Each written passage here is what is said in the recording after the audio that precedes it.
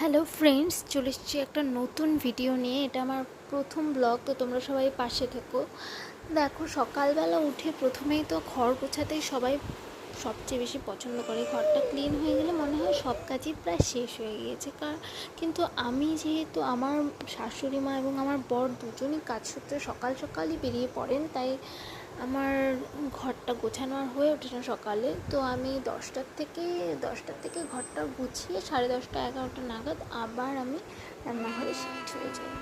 তো দেখো, মাঝখানে আমি রান্না কিছুটা করে তারপর আমি এখানে মাঝখানে আমার মেয়েকে ঘুম পাড়িয়ে দিলাম। ঘুম পাড়ানোর আগেই ঘরটা গুছিয়ে নিয়েছিলাম।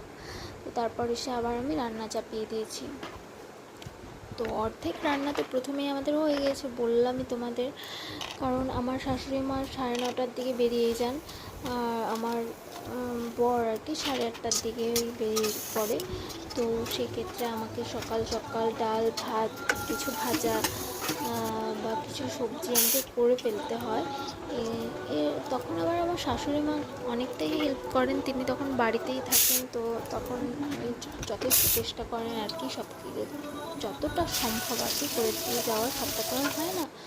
তো তারপরে আমি আমার মেয়েকে ঘুম পাড়িয়ে দিয়ে কিছুক্ষণ পরে আর কি এসে রান্নাটা সারার চেষ্টা করি আর কি রোজ দিনে।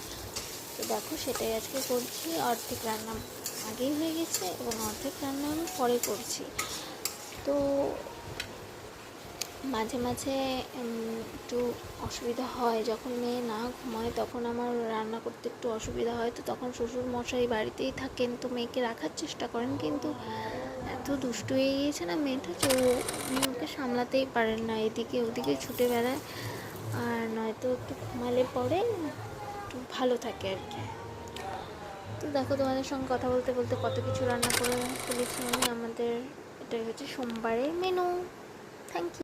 ভালো লাগলে এবং পরের ভিডিও দেখতে চাইলে একটি লাইক করে দিও। Thank you.